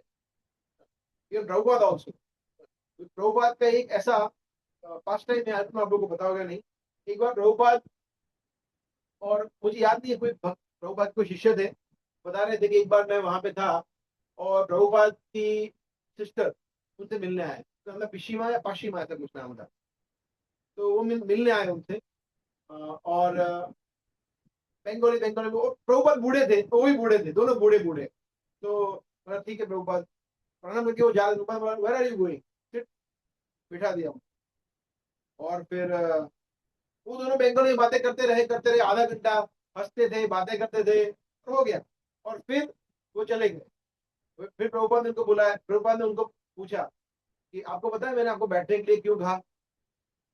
वो प्रभुपाद बोला, सन्यासी should never, not sannyasi, a person should never talk to, I mean, a man should never talk to a woman. एक पुरुष को एक स्त्री से अकेले में कभी बातें नहीं करना चाहिए, भले ही उसकी बहन हो, उसकी माता हो, उसकी पुत्री क्यों ना हो। ये बता, इतना इतना हाई स्टैंडर्ड है। तो अभी क्या हो गया, अकेले में बातें, मतलब अभी ये हो गया टेक्नोलॉजी, जैसे फोन हो गया, फोन पे आधा आधा घंटा बातें करना प्रभु जी से, दैट इज नॉट गुड। मतलब बहुत सारे क्वेश्चन है, दैट इज ओके, बट आप क्वेश्चन है आप लिख के दे दीजिए उनको, वो जब मिलेंगे तो आपके प्रभु जी की प्रेजेंस में आप उनसे डिस्कस कर सकते हैं, नॉट अलोन। सबसे इंपॉर्टेंट चीज है, ये हम सबको पता होना चाहिए, ठीक है। फिर तो ये पी हो गया, फिर हो गया F F F means frivolous, frivolous means loose talk, loose talk मतलब हाय हेलो करना, अरे माता जी, अरे प्रभु जी, अरे प्रभु जी क्या बात है, आज आपने नई धोती पहनी है, माता जी आज आपने रंग बिरंगी साड़ी पहनी है, क्या बात है। तो ये सब लूज टॉक है, ये नहीं करना चाहिए। क्या माता जी, क्या प्रभु जी आज आपकी हेयर स्टाइल अलग है, माता जी आपकी हेयर स्टाइल अलग है, व्हाट इज दिस नॉनसेंस। तो इसको बोलते लूज टॉक, तो ये कभी नहीं करना चाहिए। इससे क्या होता है कि रिस्पेक्ट चली जाती है, और फिर आगे जाके वो पतन का कारण बन सकता है। भले ही हमारे इंटेंशन ऐसे हो ना हो, कोई लेना देना नहीं है, बट स्ट्रिक्टली स्पीकिंग वो एक होना चाहिए, सीमा होनी चाहिए प्रभु जी माता जी के बीच में, रिस्पेक्ट की। आप उनको माता के तौर पे रिस्पेक्ट करते हो, तो अब हमारी माता के घर हम कभी ऐसे बातें करेंगे? नहीं करेंगे, कभी नहीं करेंगे। माता को हम कितना रिस्पेक्ट देते हैं, उतना ही रिस्पेक्ट हमें किसी भी स्त्री को देना चाहिए, हमारी पत्नी को छोड़ के। मातृवत पर द्वारेशु, कहने के पंडित कहते हैं मातृवत पर द्वारेशु पर द्रवेशु लोष्ट्रवत, कि जो पर दारेशु दूसरे की पत्नी को माता के समान दिखता है, और पर द्रव्येशु लोष्ट्रवत, जो हमारा द्रव्य नहीं है, हमारा धन नहीं है, उसको लोष्ट्र, लोष्ट्र मतलब पत्थर, जैसे एक सड़क पे पत्थर का टुकड़ा पड़ा है, तो उसको कोई देखेगा? कोई नहीं, पत्थर का टुकड़ा कौन देखेगा? तो दूसरे का धन वो पत्थर के समान है, कोई काम का नहीं, मेरा फेंक दो, कोई काम का नहीं, वो है। और तीसरा आत्मवत सर्वभूतेषु, और सभी प्राणियों को, सभी जीवों को वो प्रेम से आत्मवत करुणा के भाव से देखता है। सपंडित, वो पंडित है।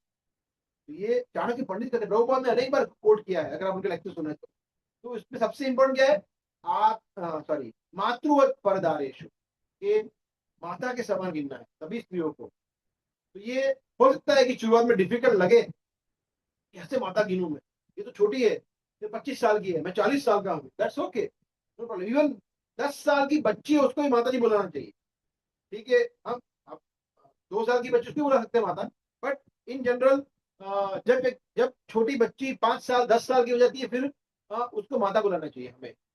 तो ये इसलिए loose talk never allowed, loose talk, उससे क्या होता है कि पतन हो जाता है हमारा।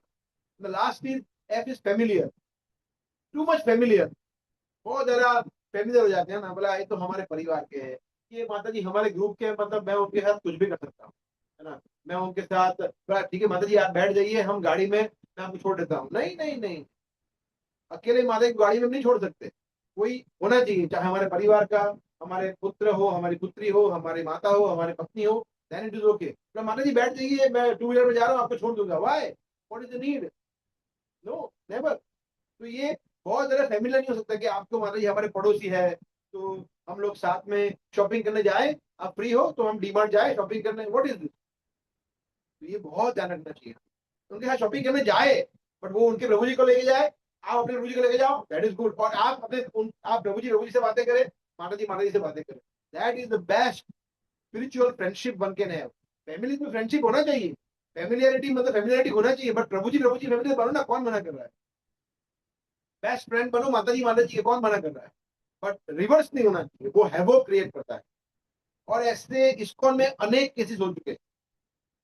जो प्रचारक भक्त है वो बोले ये मेरी मेंटी है, ये मैं उसको मार्गदर्शन देता हूँ, और वो प्रभु जी आप कितने महान हैं, आप शुद्ध भक्त है, और शुद्ध भक्त होते होते होते वो अपनी पत्नी को छोड़ दिया और उनके साथ विवाह कर लिया, ऐसा हुआ है। इसलिए बहुत ध्यान रखना है हमें कि हम इससे बचे। स्पिरिचुअल कम्युनिटी ऐसा हो सकता है बिकॉज व्यक्ति अभी शुद्ध नहीं है, हम लोग सब शुद्ध नहीं है, हम लोग भी स्ट्रगल कर रहे हैं। इसलिए स्ट्रगल करने में हम अगर सिद्धांत को फॉलो करेंगे, ABCD या PPFF यहाँ पे फॉलो करेंगे, तो हम हमें इस माया के अटैक से बचना, स्त्री रूपी अटैक से या स्त्री के लिए पुरुष रूपी अटैक से बचना इजी हो जाएगा। इसलिए इससे बनना चाहिए no private meeting, private discussion, no personal question, personal discussion, no familiarity and no favours loose talk. तो इसको बहुत ध्यान में रखना चाहिए उसको। फिर हमें इसलिए सबसे ज्यादा महत्वपूर्ण है कि माता जी है वो किसी प्रभु जी से आपको बात करनी है, कोई प्रॉब्लम नहीं है, बट अपने प्रभु जी के प्रेजेंस में बात करो, उनके सामने क्वेश्चन पूछो। और सेम वे प्रभु जी को माता जी को कुछ मैसेज कन्वे करना है तो उनके प्रभु जी को कन्वे करो, वो कन्वे करेंगे, आपको बोलने की जरूरत नहीं है। तो माता जी शुड टॉक विद माता जी ओनली, प्रभु जी शुड टॉक विद प्रभु जी only, most of the cases ऐसा ही होना चाहिए। अगर सेवा के लिए आपको, जैसे फॉर एग्जांपल मुझे अमला सीता माता जी को सेवा देना है या उनको मुझे कुछ सेवा देना है, तो हम सेवा के लिए कभी फोन कर दिया, that's a different thing, but वो सिर्फ सेवा के संबंधित है, दैट इज ओके। तो उसका मतलब सेवा सेवा सफल नहीं होनी चाहिए, रिस्ट्रिक्शन नहीं है कि ओ अभी तो ये इनके माता जी अवेलेबल नहीं है, प्रभु जी अवेलेबल, मैं कांटेक्ट नहीं कर पाऊंगी या कर पाऊंगा, छोड़ो सेवा जाने देते, नहीं ऐसा नहीं। हमारा इंटेंशन क्या है, इंटेंशन सही है और सही तरीके से हम कर रहे हैं, दैट इज ओके। और कृष्ण केंद्र में होनी चाहिए सेवा फॉर एग्जाम्पल, तो ये बहुत इंपॉर्टेंट है। तो कभी कभी क्या होता है कि जेन्युइन प्रॉब्लम होता है, ऐसा भी होता है कि कभी कोई स्त्री होती है, जेन्युइन प्रॉब्लम होता है। एक बार मेरे साथ ऐसा हुआ था कि एक कोई विजिटर, और मैं प्रभुपाद भवन में था फर्स्ट फ्लोर पे, तो वो आए वहाँ पे और वो मुझे पूछ रहे थे, वो मुझे जानते नहीं थे, मैं उनको जानता नहीं था, ऐसे ही आ गए, बोला मुझे बहुत प्रॉब्लम है संडे फीस्ट। एक्चुअली हाँ, संडे फीस्ट में उन्होंने मेरा लेक्चर सुना था, तो लेक्चर लेक्चर के बाद प्रसादम में वो आए और आके मेरे से बातें करने लगे। तो ठीक है, मैंने कुछ क्वेश्चन के उत्तर दिए उनको एक दो, फिर वो मुझे मेरे सामने मतलब ऑलमोस्ट रोने जैसे हो गए, अपना हृदय प्रकट करने लगे, मेरे प्रॉब्लम है, मेरे घर में ये प्रॉब्लम है, सासू माँ का ये प्रॉब्लम है। बोला अब ये ज्यादा हो रहा है, बोला एक काम करिए, यहाँ पे मैं जो है कौन है, तो फिर सीता सुंदरी माता जी थे हमारे, एक सीनियर डिवोटी है, मैंने उनसे कनेक्ट कर, बोला ये परफेक्ट है, आपको परफेक्ट गाइड कर पाएंगे, बिकॉज आपके प्रॉब्लम है मैं समझ नहीं पाऊंगा, माता जी वाला प्रॉब्लम है, आप उनसे कॉन्टेक्ट करो। फिर उन्होंने कर दिया होगा, तो ये ठीक है, बिकॉज ठीक है वो उनको कोई प्रश्न है तो स्पिरिचुअल क्वेश्चन के वो एक तो उत्तर दे दें, बट ज्यादा अगर उनको जेन्युइन प्रॉब्लम ये है तो हमें दया नहीं दिखाना चाहिए कि ओहो इस बेचारी नारी को कितना प्रॉब्लम है, मैं सहायता करूंगा इसको। अरे हम हमारी सहायता करें यही बहुत है, हम चले जाएंगे उसको सहायता करने। तो ये नहीं करना चाहिए कि फैमिली सपोर्ट नहीं कर रहा है, देखो इसका हस्बैंड कैसा है, मैं उसको ऐसी मदद करूंगा, ऐसी मदद करूंगा कि पूरी परिवार भक्त बन जाएगा। अरे हमारी भक्ति छूट जाएगी भैया। इसलिए हम इतने कच्चे पक्के हैं कि इसलिए हमें बहुत ध्यान ध्यान से कार्य करना पड़ेगा, specially dealing with opposite gender. Very very, वो एक तलवार की धार की तरह है बहुत, या रेजर की धार, रेजर, हम जिसे रेजर कहते हैं, रेजर, हम लोग शेविंग करते हैं प्रभु जी, शेविंग कैसे अच्छी तरह से करते हैं, ऐसा कहते हैं खाद खाद खाद, पूरा खून खून हो जाएगा, है ना, आराम से करना पड़ता है ना, धीरे धीरे। इसलिए माताओं के साथ डीलिंग करना बहुत धीरे से करना पड़ता है। बहुत धीरे से। ऐसे मैंने अनेक केसेस देखा है, हमारे टेम्पल में भी ऐसे केसेस हुए हैं जिसमें वो बेचारा ब्रह्मचारी फंसते फंसते बच गया। ऐसे हुए हैं क्योंकि वो पक्के थे, इसलिए वो उन्होंने राइट टाइम पे देख लिया कि अरे हाँ, तो क्या है, ब्रह्मचारी है वो सॉफ्ट टारगेट होते हैं ना यंग माता जी के लिए। तो ये ब्रह्मचारी है, इसका विवाह नहीं हुआ है, तो इनसे विवाह कर ले, बेस्ट। तो बेचारा उसको पूरी लाइफ ब्रह्मचारी रहना है, मगर पहले वो समझ नहीं पाता है, मगर जब समझ जाता है बोला हाँ यहाँ भी कुछ गड़बड़ हो रही है, फिर वो अपने आप को दूर कर देता है। तो ये मैंने देखे हैं, 2-3 केसेस ऐसे देखे हैं। तो ब्रह्मचारी अगर पक्के होते हैं तो वो समाव बच पाते हैं, मगर हम ऐसे पक्के नहीं है by the way। हम अपने आप को पक्के नहीं गिनते। एक कभी भी एक भक्त अपने आप को प्रभुपाद स्वयं बोलते थे कि मैं कृष्ण को प्रार्थना करता हूँ कि मुझे माया से बचा के रखो। तो हम तो कितने कच्चे सोचिए। इसलिए हमें कभी भी अपने आप को ओवर कॉन्फिडेंट नहीं होना चाहिए कि अभी तो देखो मैंने भागवत 3 बार पढ़ लिया, मैं अभी सभी ठीक से कर रहा हूँ, तुला माला कर रहा हूँ, मंगला कर रहा हूँ, सब कुछ कर रहा हूँ, अभी मैं उपस्थ पे वेग मैंने पा लिया। नहीं नहीं नहीं नहीं, 70 साल 80 साल तक भी हमें, जैसे हमने पहले ही हमने चर्चा किया था, प्राक शरीर विमोक्षण शक्नोति यह सोडुम प्राक शरीर विमोक्षण। जब तक हमारा शरीर हम शरीर छोड़े नहीं तब तक हमें सभी वेगों को कंट्रोल करना पड़ेगा, अदरवाइज बहुत प्रॉब्लम हो जाएगा, है ना। इसलिए माता जी को हेल्प करे, प्रभु जी को हेल्प करे, ये सबसे बेस्ट है। तो इसलिए इस्कॉन में प्रभु जी महाराज जी डीलिंग करते हैं, कोई प्रॉब्लम नहीं है, मगर बहुत सचेत रहना पड़ेगा, ठीक है। तो अ, हमने देखा, अभी हम यहाँ पे पूर्णाहुति कर रहे हैं फर्स्ट श्लोक की 4 लेक्चर के बाद। तो हमने देखा कि ये 6 के 6 वेग है, वो इसलिए हम कर रहे हैं कि हम हमारी जो भी एनर्जी है उसको कंजर्व करें। हमारी जो शक्ति है, वाणी की शक्ति है, फिर से उपस्थ की शक्ति क्या है, ऊर्ध्वरेता, उसको कंजर्व करें। फिर माइंड की शक्ति क्या है, कृष्ण स्मरणम, उसको कंजर्व करें। जीवा की शक्ति क्या है, भगवान के नामों के जप करना, उसको कंजर्व करें। तो शक्ति को बचाना है, वेस्ट नहीं करना है, ताकि कृष्ण की सेवा में जोड़े। अगर शक्ति को बचा रहे हैं, शक्ति को बचा रहे हैं मगर उसको कहीं और एंगेज नहीं कर रहे हैं, यूजलेस, ऑफ नो यूज। इसलिए बोल नहीं रहे हैं कुछ गलत चीजें, मगर भगवान के नामों का जप भी नहीं कर रहे, भगवान की महिमा गान नहीं कर रहे, वो भी गलत। मन में कुछ सोच नहीं रहे हैं परंतु भगवान कृष्ण का स्मरण भी नहीं कर रहे हैं, ये भी गलत है। इसलिए हमारा गोल सिर्फ ये 6 वेगों पे कंट्रोल करना नहीं है, उसको पॉजिटिव एंगेजमेंट देना भी है, ऐसा। तो इसलिए हमें ये जो उपदेशामृत के 6 श्लोक 6 वेग है फर्स्ट श्लोक के, बहुत ज्यादा महत्वपूर्ण है। मैं जब ये लेक्चर बना रहा था तो मुझे इतनी सारी चीजें सीखने को मिली है कि मैं आपको बता नहीं सकता। इसलिए हमें इस पे कंसंट्रेट करना चाहिए। ये श्लोक बहुत ज्यादा आवश्यक है हमारे जीवन को शुद्ध बनाने के लिए, ठीक है। तो वी कैन स्टॉप हियर। यदि कोई प्रश्न हो तो ले सकते हैं या कमेंट।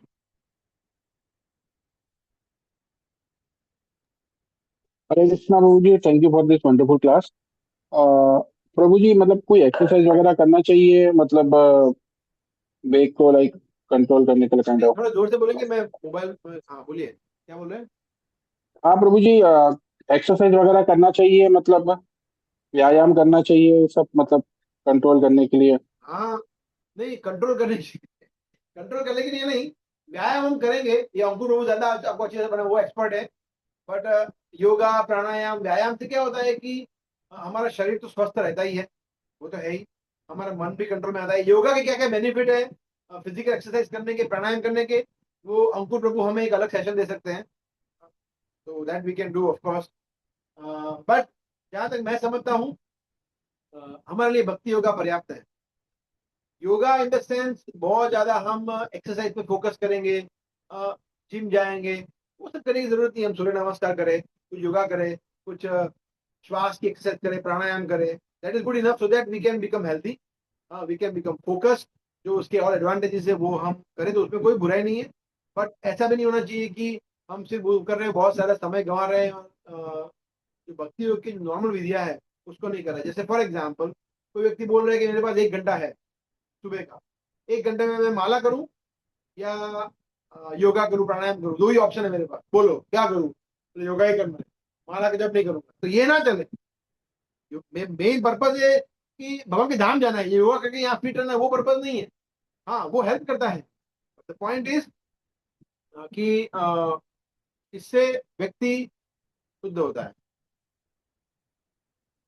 ठीक है। प्रभु जी एक एक क्वेश्चन और था प्रभु जी, वो जो ऑरेंज वाली एक ब्रह्मचारी की बुक आती है इस्कॉन की, मैं भूल गया, वो पढ़ना चाहिए क्या लेकर गृहस्थ को?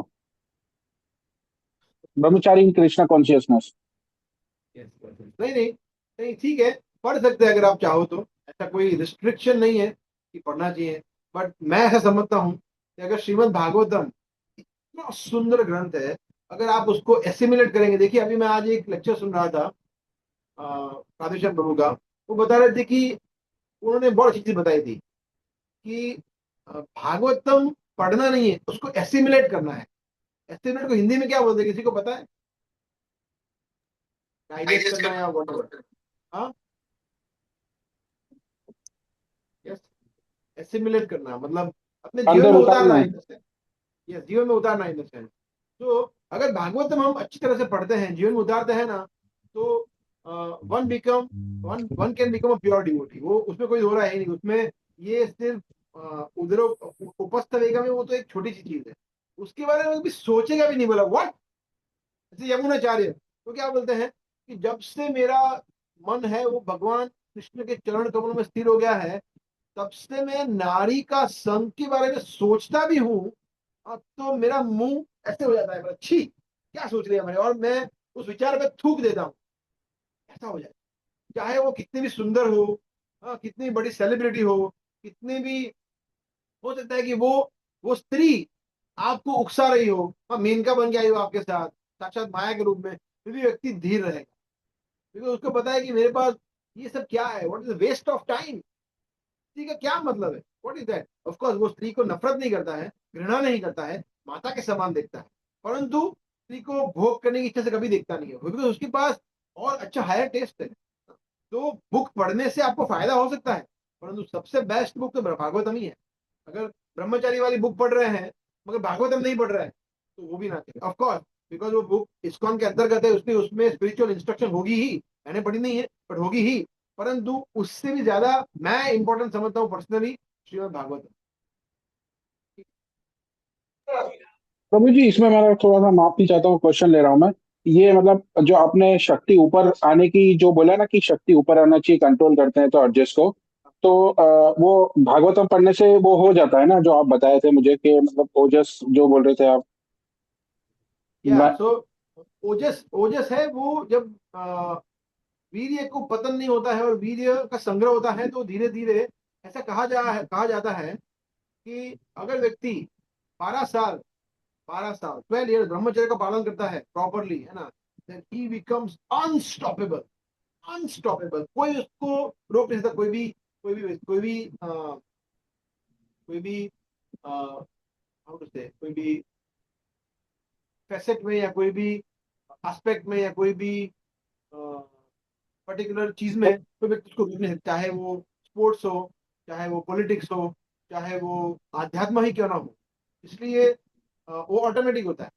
और भागवतम जब हम पढ़ते हैं तो हम ऐसे, भागवतम में आप लोग देखिए देखे तो एवरी अदर चैप्टर उसमें ये चीज इंस्ट्रक्शन है, तात्पर्य में है कि किस तरह से व्यक्ति को इस वे को कंट्रोल में करना चाहिए, वो हर एक दूसरे चैप्टर में भागवतम में है ही। तो ऑटोमेटिक बार बार हमें प्रभुपाद रिमाइंड कराते हैं, बार बार भागवतम की ये ताकत, ये शक्ति है। ठीक है, और कोई प्रश्न या कमेंट? हरे कृष्ण प्रभु। यस, प्रभु अपने इस जन्म में जो हमको जो भी संबंध है परिवार के, माता पिता, भाई बहन, बीवी, पति पत्नी या फ्रेंड्स के जो भी संबंध है और बाकी जो भी रिश्तेदार जो भी संबंध है, तो वो अपने पिछले जन्म के कर्मों के हिसाब से मिले हैं कि हमें खुद की भी कुछ कुछ चॉइस है, हमें इस चॉइस के हिसाब से मिला है? यस, तो हमारे जो करंट परिवार है, तो ये थोड़ा ऑफ टॉपिक है क्वेश्चन, बट जो हमारा करंट परिवार है वो हमारे कर्मों के अनुसार ही मिला है। यस, उसमें कोई कोई दो राय है ही नहीं कि ऐसा अक्कड़ बक्कड़ बम्बे वो तो होता ही नहीं है। तो कर्मों के अनुसार ही मिलेगा। कर्मों के अनुसार कोई व्यक्ति धनी बनेगा, कोई गरीब बनेगा, कोई सुंदर बनेगा, कोई अगली बनेगा, कोई ब्राह्मण परिवार में, कोई शूद्र परिवार में, कोई अमेरिका में, कोई इंडिया में, सब अलग अलग है। तो यस, हमारे कर्म जो हमने किए हैं उसके अनुसार ही हमें नेक्स्ट लाइफ मिलेगी। तो ये लाइफ हमारे पिछले जन्म के कर्मों के अनुसार है। तो फ्रेंड्स भी आ गए उसमें, फ्रेंड्स हम चूज करते हैं कि वो भी कर्मों के हिसाब से मिलेगा वो no no no no no no no friends, friends हम चूज करते हैं। वो विल हमारे, वो फ्रेंड्स कोई थोप दिए नहीं जाते हैं, परिवार थोप दिया जाता है कि भैया यही है। हम माता पिता चूज नहीं करते, पर फ्रेंड्स तो हम चूज करते हैं। तो फ्रेंड्स कर्म के लेना देना नहीं है। फ्रेंड जैसे फ्रेंड्स है, दे आर लाइक डिवोटीज। तो डिवोटीज ऐसा नहीं है कि थोप दिया जाता है, डिवोटीज फ्रीडम है ना, कि मंदिर में आना हो तो आओ, ना हो तो ना आओ, ऐसा। तो फ्रेंड्स तो हम चूज करते हैं। Okay, Hare Krishna. Okay, any more points, question?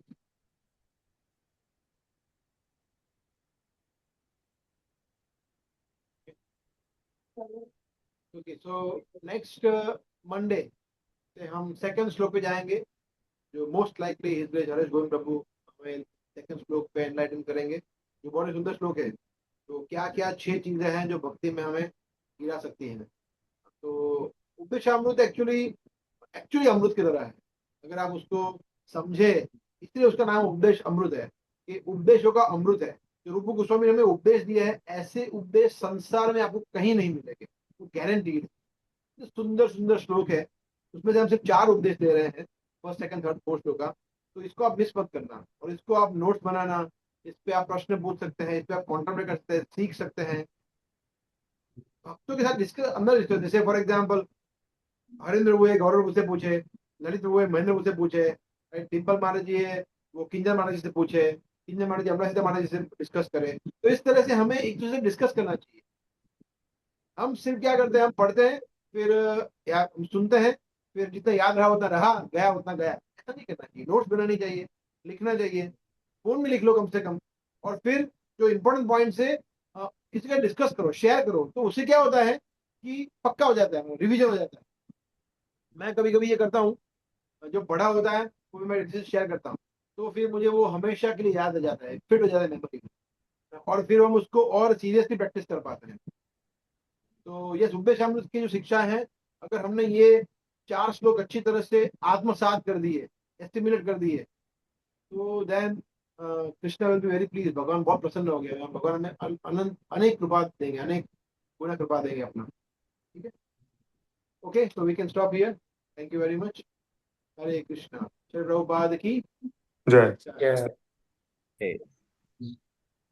बोल।